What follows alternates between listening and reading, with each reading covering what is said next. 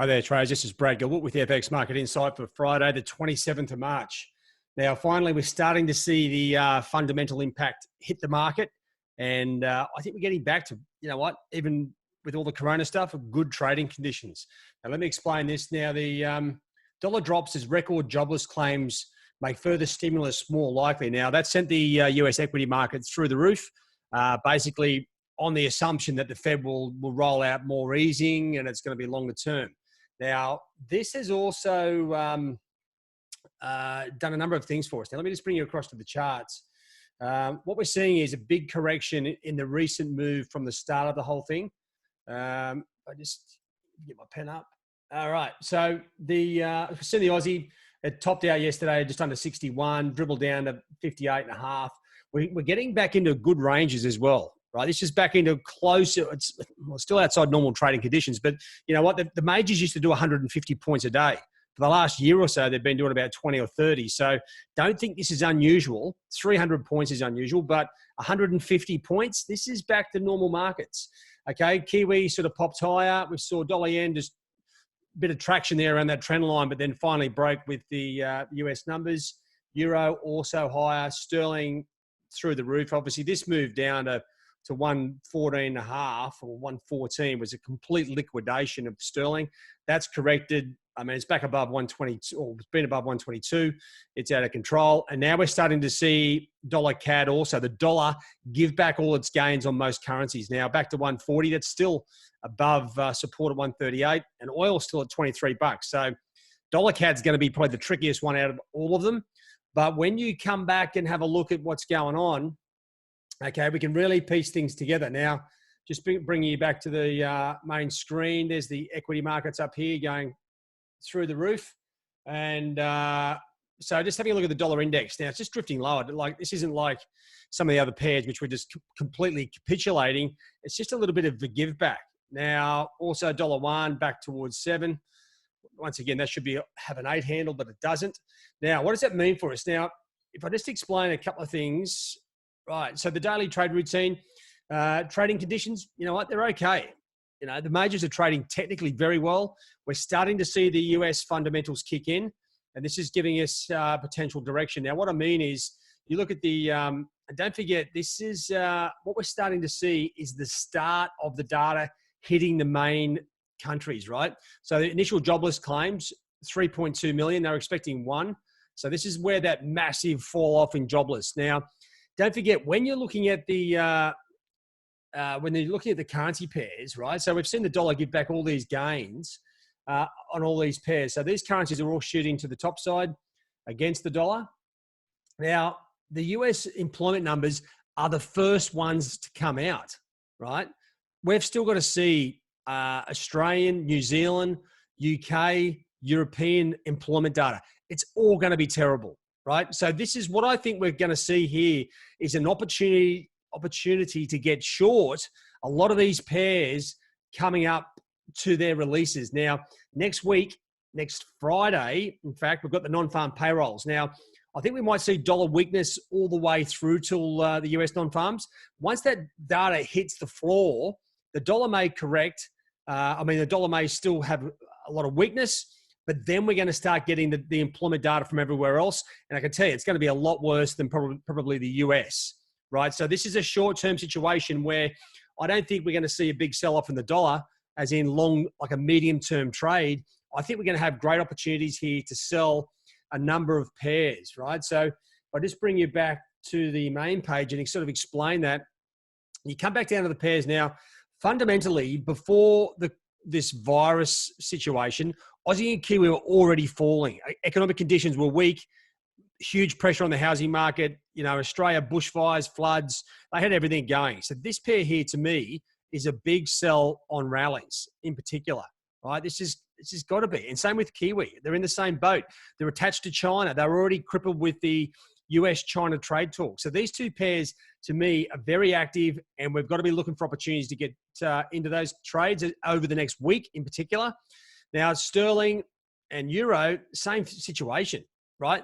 These are going to feel the pinch when we start to see the economic numbers out of these two countries or zones as far as the Eurozone goes. when they start to drop. So we've got to wait. This is all going to be about timing of the economic numbers, right? So this week, just looking at the calendar that we've got, we haven't got a lot on. There's a G20 meeting. Now, these G20 meetings, right, these are Muppets, okay? They're the guys that get voted in. They've got no idea about general economic structure. These guys are not the central bankers that make decisions. They can come together and have a bit of a powwow and go, oh, everything's terrible. Yeah, great. But don't expect a hell of a lot out of that. Then you've got some US numbers at the back end here. Now, the employment number is the raw nerve, right? So these numbers, do they impact? Well, maybe they do. If they start to impact the market, then we are going to start to see potential trading opportunities. So to me, this is where we start to get pretty excited about the situation now. And just having a look at this Aussie and Kiwi, right? So this is one thing I wanted to sort of show you. Have a look at the longer term pairs. Now, if I just bring you back across to the charts, right, just have a look at the Aussie and don't think for a second. You can get caught up in thinking, oh yeah, this pair is rallying. Let me just make that a bit thicker. Well, it has through a short-term resistance line, but this is where resistance is, okay, on the hourlies. And here's that level it broke down through 664. This thing is by no means on the way back up, right? It's the economy to me is crippled. It's broken down on all time frames. This thing is a sell. We're waiting for opportunities to get short. And this is exactly the same as the Kiwi. These two pairs stand out like a sore thumb. Okay, once again, yeah, sure, on the hourlies, it's broken higher. We've got resistance up here. If you have a look at all the other time frames, this thing is on its knees as well. It's much clearer than if you look at the euro on multi-time frames, right? Okay, it's broken higher on the short-term stuff. It's back in the middle of the range on the dailies. Also, same for the weeklies and monthlies. So euro, it's a bit of a wait and see. And this is the same picture you're going to see across the board. So when I come back and talk about active pairs, we're talking about very clear direction. And I think these pairs are going to give us a lot of cash. All we're going to do is wait for the timing of the US numbers and then wait for the timing of these particular currencies, especially the employment numbers. Now, the Aussie, I think, is about not next week, the week after. And the Kiwi, well, I haven't actually checked that one. So it could be not too far away as well. So I think we're getting back to actually good trading conditions. Now, you wouldn't have thought me saying that this early, but this is how quickly these events can sort of shift around. Now, for those traders looking at the risk on, risk off profiles, obviously US equities, a big bounce despite the weak employment numbers. This is because it pushes the Fed into a corner and the market can work around the Fed, right? They can push them into you've got to help us out, give us some more. And that's what we're doing with that.